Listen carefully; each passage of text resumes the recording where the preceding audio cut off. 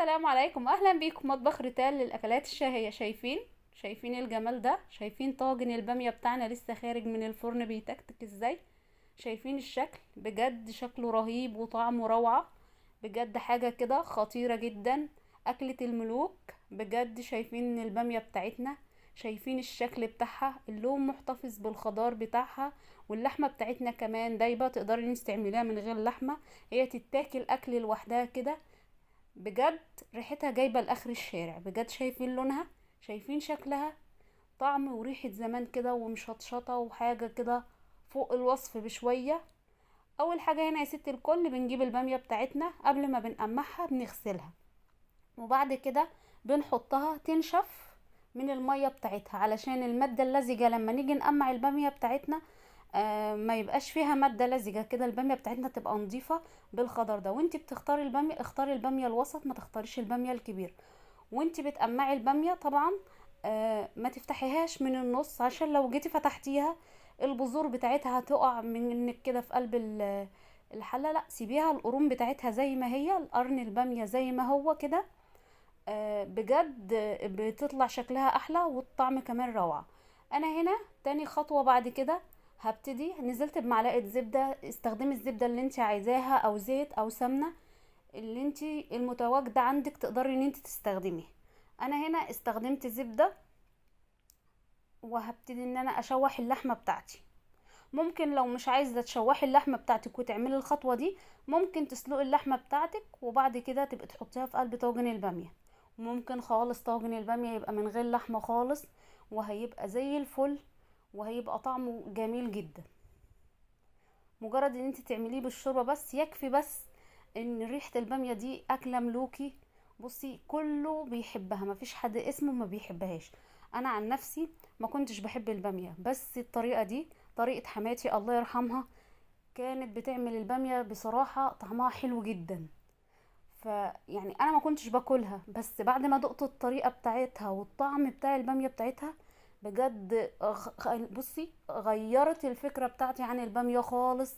بجد كان طعمها تحفة. حتى ولادي اطفال صغيرين ما بياكلوش الخضار، البامية دي يوم ما بتتعمل بيعملوا لها حفلة والله العظيم. بصي يا ست الكل، انا شوحت اللحمه، بنزل بقى بنص معلقه من الكمون، نص معلقه من الفلفل الاسمر، نص معلقه من بهارات اللحمه، ومعلقه من او نص معلقه توم، فصين بمعنى اصح، فصين توم مهروسين، بشوحهم مع اللحمه، وورقتين من اللوري. يبقى كده نزلنا في فصين توم. بقى عايزه تهرسيهم عايزه تقطعيهم ده يرجع لك. بنشوحهم مع اللحمه بتاعتنا. في الخطوه دي بقى احنا ما بنحطش ملح خالص. بعد كده بننزل بنص كيلو من الطماطم. انا هستخدم للنص كيلو بامية نص كيلو طماطم، عليهم معلقتين من الصلصة او معلقة كبيرة. يعني المعلقة اللي معايا دي صغيرة، فانا حطيت معلقة ورجعت تاني استخدمت نص كمان، ومعلقة من السكر علشان تسرع في عملية السوا بتاعة اللحمة، وتشيل كمان الحطحطة بتاعة الطماطم. طبعا اللحمة مش هتستوي لوحدها، بنزل برتل من المية مع الصلصة بتاعتنا كده لغاية ما طبعا سيبنا اللحمة بتاعتنا تتسبك، وجينا هنا للخطوة اللي بعد كده. انا نزلت هنا في قلب الحلة بتاعتي ببصلاية ومعلقة زبدة وفصين من التوم، هقلبهم. بصي ما تغمقيش البصلاية، يا دوبك البصلاية تبقى ني في ني كده، علشان لو غمقت البصلاية البامية هتطلع منك الصلصة هتطلع منك غامقة. فاحنا يا دوبك بنخلي الصلصة بتاعتنا البصلاية بتاعتنا يا دوبك تدبل كده، اللون بتاعها يا دوبك ياخد نص دبلان كده، تبقى مصفرة. بنزل هنا يا ست الكل بنص معلقة من الكزبرة، نص معلقة من الكمون، نص معلقة من بهارات سبع، واشوح كل الكلام دوت، ونص معلقة من الكزبرة الناشفة.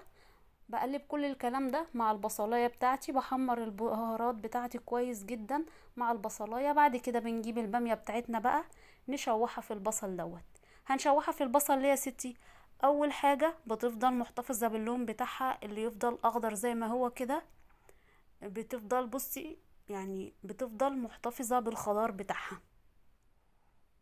وكمان بنتبل البصل البامية بتاعتنا بالبهارات دي كمان. هبتدي انزل بقى بكمية البامية بتاعتي بقى بالشكل دوت. شايفين البامية بتاعتي يعني نضيفة جدا. الخطوة بتاعت الغسيل قبل ما تقمعها دي خطوة حلوة جدا. البامية بتطلع معاكي نضيفة، ما فيهاش اي مادة لزجة. وكمان يعني ايه، بنشوحها كده بقى مع البصلاية، بنديها تتبيلة حلوة كده تفضل محتفظة باللون بتاعها. البامية ليها طرق كتير، بس بصراحة الطريقة دي عجبتني جدا، وبجد يعني حماتي كانت بتعملها وكل الناس كانت بتحب تاكلها من ايديها. بفضل شغالة تشويح كده. بعد كده بقى ايه يا ستي، اول ما بتبتدي ان هي احس ان هي بقى اخدت اللون الحلو الكويس واتبلت كده بالبصل والبهارات، بيكون بقى ايه اللحمة بتاعتنا استوت.